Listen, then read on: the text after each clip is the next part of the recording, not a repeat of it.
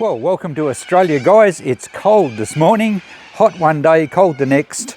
That's Australia's varying weather, and I guess it happens everywhere, but we're only about an hour north of Melbourne, and they say in Melbourne, if you don't like the weather, wait 10 minutes.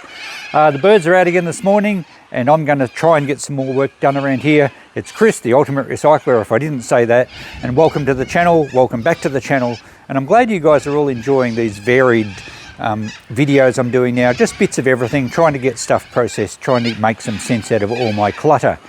I think I need a haircut. It's getting very windy. Let's check the rain gauge. I don't think we've got a great deal.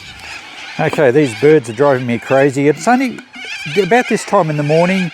It's just about 9, anywhere from 6 till 9, and then in the evenings as well. Doesn't appear to be a lot in there. I think we missed most of it. It's only about 2 millimeters, so there you go, the tomatoes can have that. So we missed the storms. We got a few spots. It got a bit sort of steady at one stage, but obviously not a lot in it. Some places did get a lot of rain, but I guess 2 mil will help the lawn. I'm trying to get my lawn to spread down the yard. I've spread some sand here, and I'm hoping that eventually the lawn finds its way all the way down the end there. This whole lawn at the back here started from just 2 or 3 squares that were left over from doing our front lawn. It was one of those instant roll-out lawns at some sort of cooch. And it's really spread well, but I've kept the water on it, and I keep spreading some sand, which I get from the local yard, and it's got mushroom compost in it as well. So that's going quite well. All right, off to work today. We have to take the e-waste out to the transfer station. Oh, hello. Oh, here's Christine filming in her studio. Bother me. I'm actually just saying I'm going out to the tip to take this e-waste out. Okay, have fun. All right, you too. Happy filming. See ya. Oh, Coco, you can go back to sleep. I know you've interrupted her now. Yeah, sorry, bye. Okay, it wasn't enough rain to wash the ute. I'm going to have to take it to the car wash and do it myself, I think. All righto, let's get going. Okay, here's a view of the trip out. Actually, I probably should get over to the proper side of the road. That's the left side in Australia. It's a rural road. It's actually 100 kilometre speed limit, which is a normal speed limit for back roads or basic roads in Australia. Of course, the freeways have 110, and we've got another car coming. So you don't usually see traffic on these sort of roads, but you know, it's some of them are wide enough that you can pass like this one. Other roads are just sort of single lane, and you have to slow down and get off the edge a bit. But he's just been to the tip. So it's about, I think it's about 8 kilometres from the town out to the tip. So it's a bit of a drive, rough roads. We do have a lot of potholes around the countryside at the moment. It's been pretty bad. The government doesn't have enough money to fix the roads up. And you can see it's quite dry. I think there's some irrigation on the right where it's green, but most of the countryside's very dry at the moment. And yesterday being a total fire ban, you can imagine, hot day, strong winds. If a spark got into that grass, it just goes for miles, and it's really hard to stop. And if it gets into bushland, where you're in a lot of trouble, and the big fires we had recently were actually in those hills just to the left, if you can make them out on the horizon. That's where the fires were. Fortunately, they were blowing the other way from us. But yeah, Australia certainly can cop a lot of bushfires, and we're right in the middle of summer, and it's weird today being cold and have to put a shirt and jeans on. All right, we're coming up to the transfer station here on the left. I don't think I'm supposed to film here. I might try and get a bit of sneaky footage for you, and I'll do a voiceover.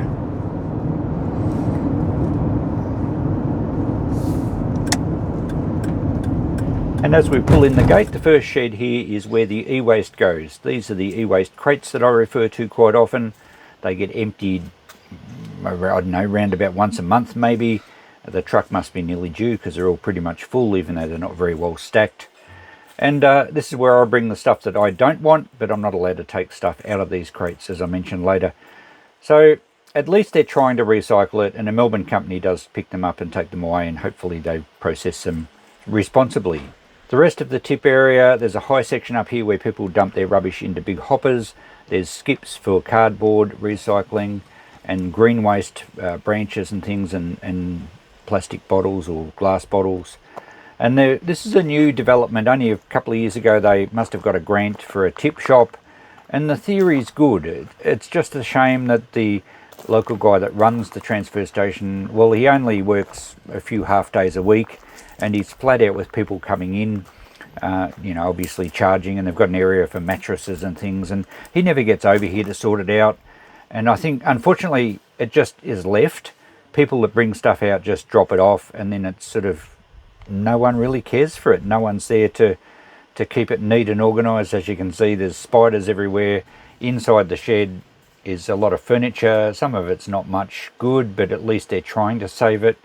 I've never really bought anything out here. I know a few people have, and you know, they must save some things from landfill, but unfortunately it's just not on the beaten track, and they don't have anyone to run it properly. And whilst it's a good idea and some tip shops work very well, this one's a little bit sort of neglected. They've got racks set up, and you know, there's sometimes you find some reasonable stuff in here. I know Christine's son Luke did pick up some things when he was setting up house, and really for no cost. It's just a matter of keeping it out of landfill, really. So they're trying, but unfortunately I'm not impressed with how well it's run at all. But anyway, it saves it going straight into the bin, so I guess it has some chance of survival. So that's really all the transfer station is. There's a spot for chemical drums and a spot for scrap metal, and that's about it. Back from the tip now, just have to unload the empty crates. And oh, what? 3 microwaves? Well, there was a guy pull up next to me and he was about to put them in the crates, and you know, I have a few microwaves to fix. I need some parts, so why not just put them in my ute? I have a bit of an arrangement out there. Whilst I'm not allowed to actually get anything out of the e-waste crates, which I argue with sometimes, and if I ever see something really good, I'm going to go to the guy's boss and have a word to them. But if I get stuff from someone else's vehicle into mine, that's perfectly fine. So great. Oh, there's a Westinghouse. There's a, I don't even know what brand that one is. Another Westinghouse. I think this might be an Anco. Yes, it is. So I do need, I think I need a magnetron for one that I've got here. I also need the door switch assembly and something else, and then I can fix them and get them out of here and sell them. And microwaves are really good value to scrap anyway, so it's not a drama. I'll try not to leave these stack up somewhere. I'll see if they're useful straight away and deal with them. Okay, I spent the rest of yesterday working on my unboxing from the emergency storage shed for you guys, so we didn't get back to these microwaves. As you can see, they're still sitting outside the door ready to go. We've had today at the shop, being Friday, quite a busy day, and as usual while I'm at the shop, people bring more e-waste in that I have to keep up with. I'll show you what I got today. And this is a challenge that I have every weekend pretty much, and even during the week sometimes. But don't get me wrong, I love it. I love a challenge. I could easily say, no, I'm not taking e-waste anymore, but I keep telling people that I do. So there's an old fan that hasn't got a stand, so that's easy. We're just going to chop the cord off. I might pull the motor out. Sometimes I just throw them straight into e-waste. We have some sort of filter pump. It looks to be in good condition. I don't know much about that. A laptop was dropped off with a charger. It's an older one, but the charger at least will be of some value. There's a Philips air fryer that was dropped in, and the lady said it's in perfect working condition. She's only getting rid of it because a friend gave her a new one. So I'll give that a bit of a quick check and a wipe over, and we'll sell it cheap, maybe $20. Covers my time easily. In fact, I make good money for my time doing that, assuming it does test out okay. But it's reasonably clean. Had a look, it's not absolutely filthy. There's a box of stuff that came from the primary school, just old computer bits and pieces that I'll tip out and we'll have a look at in a minute. And there's a water pump down here that was dropped off. I think that's probably too good to scrap. Apparently it works. So we'll check that out. We should be able to sell that at the shop as well. So that's just what's coming today. I'm not going to get a chance to do it tonight because tonight's table tennis training night, and tomorrow we're back at the shop, but I'll get onto it as soon as possible. Plus those microwaves, I've got to see what parts are in them and scrap them out. So I'll have to get onto them probably tomorrow night, I guess. And that's my life. Things keep coming in and I try and deal with them as quick as they come in. And hopefully I'll make enough headway to get something else out of this shed, which we'll have to do before I finish this video up. But it'll probably span a few days before I get it up. It's now Saturday night after an extremely busy day in the shop. And I've just got a little bit of time this evening in the shed to catch up on a few things. The old Toshiba laptop I booted up. It runs off the power supply, but the battery's dead, and I couldn't get past the Windows screen because it needed a password. I'm not interested in trying to hack into people's computers. I just want to make sure their data's safe. So I found a factory reset option by, in this case, holding the 0 down while you power the laptop up, and it goes into a recovery program. So now it's just resetting to factory settings and wiping all the data on the hard drive. I don't think it's worth very much. It has got a crack in the case across that hinge corner. As I said, the battery's no good, and it's pretty rough generally, but it seems to be responding okay. I'm going to try and market some of these laptops on eBay. We'll see how we go. I'll do them in a bulk lot, I think, rather than one at a time. Better value than scrap, I think. I'll try that out, a bit of an experiment. While I've been waiting for that to happen, I just pulled that fan apart for the motor. Only took me a couple of minutes. A little bit of wire. I've already put the main cord in the electric wire bin, bit of hardware, and the suppression capacitor. It's a bit hard to say. I'm not sure. I've got a jar of those. I don't know if they're going to sell through the shop or not. I thought I might as well try them. I haven't checked out the other things here, so we'll get to them shortly. I just obviously need the computer to run through its process, and I can't disconnect it from the power because the battery's no good, as I've mentioned 3 times. Okay, so yeah, just getting a little bit done tonight in the shed. Won't get on to anything to be removed from the shed tonight. Probably not tomorrow night either. In fact, definitely not. We've got a big table tennis tournament in Geelong tomorrow, which is 2 hours drive, so I'll be in the car for 4 hours tomorrow, plus playing table tennis at probably a pretty warm day at the Geelong Stadium all day. So it's going to be a big day. We love the tournament adventures, and hopefully we go okay. At least we don't embarrass ourselves. So that's on tomorrow. We have a lady running the shop for us. Nothing else e-waste wise came into the shop today, fortunately, but I have got a vintage record player to look at for Christine out of one of the deals she was doing. So it's a bit of a challenge just keeping up with day-to-day stuff. This video, I still want to try and get something out of the shed. Given that I'm out all day tomorrow, we'll probably have to wind this up on Monday. And then with a few days home, I'll no doubt put a few more episodes your way. And we have to do another emergency storage shed video, so the ball keeps rolling. All right, I'll catch you Monday morning. Hopefully I'm still able to walk around after a big day tomorrow.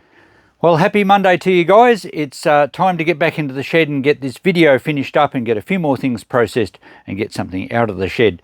Yesterday was a big tournament for us in Geelong. We had a great day, big day. We left home just before 7, didn't get home till 10 p.m. We both played pretty well. Christine was really pleased to get back on the table tennis circuit after her health journey last year. Great to catch up with some old friends. We both played okay, mixed results, but it was a good day out. So back to work now, bit achy, bit sore, but we're still upright. I've made a few quick decisions. You remember this number plate we had in, I think that was the last video. Turns out it is an English, round about 1950s number plate. It was made by Hills. It's actually got a phone number there. It says EUS, which I think is Euston, and a number, and it also has London WC, which I think is the West Central District or something. Anyway, I'm not sure what it's worth, but I'm not going to keep it. I can't keep everything here. I'm going to take that to the shop. I do have a bit of a collection of Aussie number plates, but this really doesn't have a place, so I don't know what to put on it. Might put about $40 on it. We'll see how we go. I couldn't find anything online quite the same. Also didn't see any point in keeping this sign. It's quite a modern aluminium sign, just a warning sign, probably come out of a factory or something. I'll probably put about $20 on that in the shop as well. I'm only going to keep the really nice enamel signs for now because I like them, and I think they're still a good investment. And like I've said numerous times with cleaning up my junk, I don't want to leave a whole heap of stuff to my kids or Christine or whatever if I happen to leave this planet. But if it's all really good value stuff, well, that would be like a nest egg, like an investment. And I don't think there'd be any problems cleaning out a shed full of really valuable collectibles. I would love to do it. So yeah, we just got to reduce the quantity. And of course, the main aim of this series is to make progress in my workshop and actually have it much more functional. So I've made a couple of decisions. I haven't got to any of this electrical stuff that I showed you just before. We'll get them in the next video, but we do need to get something out of the shed. Over near the entrance, I think is the best place to keep working. I also need to deal with those microwaves. I don't want them stacked up out the front door. Seeing so we made some nice space out there recently, I've got to try and keep it clean. The air compressor's fine there, as I mentioned, and I've even swept up. Look, we had some fresh concrete. I thought I might just sort out this pile leaning up against the corner here. There's some long clamps. What are they called? Can't remember what they're called, but I do use those, so I'll keep those. But there's a few other bits and pieces in there we need to make a decision on. Okay, let's sort out this corner quickly. And they're called sash clamps. So I couldn't remember, but the moment I turned my camera off, yes, I knew exactly what they were. So these are ones, they're actually very good vintage ones in excellent condition. They're great for clamping and gluing up larger things like chairs and tables. I've certainly used them before. This is quite an old one, but much longer. They'd be very easy to sell if I didn't need them. Some of them do need a little bit of repair, but that's fine. They can stay in the shed for now. What do we have in here? Just a broom handle. Well, I guess I'm likely to use that. There's a piece of all thread here. At least that's what I know it as. It's just obviously threaded right along, threaded rod. It looks like a 3/8 size. That will be useful. Can't get rid of all my hardware. What's this? A map. Very old map. We better unroll that. Looks like it might be a vintage map of Australia, maybe a school one. They sell very well. But this one's obviously a bit damaged. So we'll roll that out and have a look, perhaps in a future episode. Oh, here's something that I picked up a long time ago. It's an EP, I think they call it. It's a fencing sword. Quite an old one. A figural head on the end of the handle. Not sure if you can see that. And it's actually a square section. They're not sharp. And it has a little ball on the end, or a little something on the end. So this was used, if I remember correctly, I've got a tag on here, but I think it was used by a lady I actually bought some stuff from. And she was in her 90s, and she used this as a teenager. So it's quite an old piece. And I think it's got France written on here or something. I don't know what they're worth. I don't even know the legalities of selling these things now, because Victoria has a machete ban, so any knife longer than 20 centimeters is actually illegal. I don't know how they get around kitchen knives, but certainly you're not allowed to deal in large knives. This isn't really a knife. It's not even sharp. So, and I guess it's a sporting tool. Perhaps I could put it in the shop. I might need to do some research. I certainly don't need to keep it, so that's something that can go. These are, I think these are cast aluminium. These are just brackets for the shelving that you can get. And I've got to put shelving up. I have used these before, so I'll keep those. This is another sash clamp, but it's one that the pieces just clamp on the pipe. And I've never had much success with these. And I've got enough normal ones that I'll probably sell that. I think there's only the one though. But that can leave the shed. There's another good sash clamp there. Let's get our map somewhere a bit safer for the moment. Just a piece of dowel with plastic coating. I don't think I need that unless Christine needs a curtain rod. I might check with her. Okay, another large sash clamp in here. Find a better spot to keep those, but they can probably go back here for now. Just some plastic moulding. I don't think that's any good. That can go out. Another piece. It's all warped too. A broom handle again. Perhaps a painter's roller handle.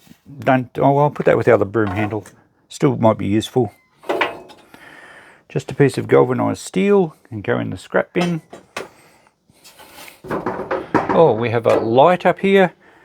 Oh, this is an LED rechargeable light. It's got a torch one end. Basically, as a light, it's got a magnetic bracket.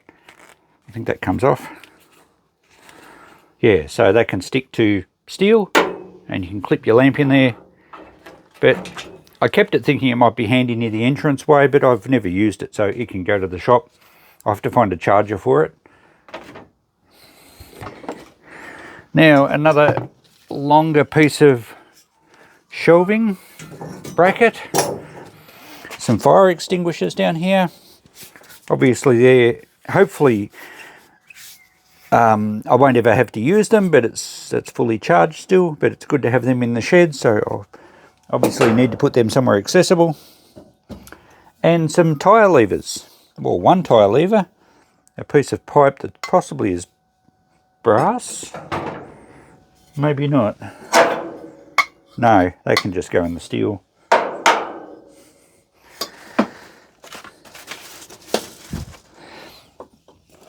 So the other fire extinguisher, and that one's fully charged as well.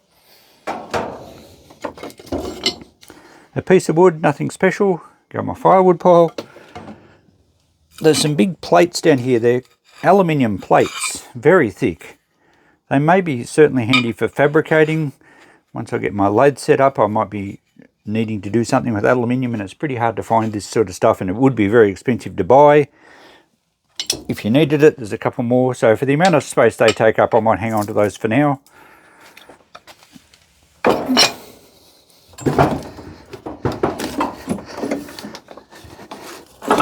Okay, a bit of a water pipe tangled in here with a brass tap on it.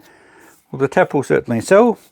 I don't think I need to keep the pipe. It looks a bit damaged. The fittings, I've got plenty of fittings, so that can basically go. We'll just salvage the tap. And a steel bar here. This might have been the handle from a welder that I scrapped once. I guess it's some good round solid steel. I might hang on to that for now. I will have a spot to put some of the metal supplies that I may be using down the track.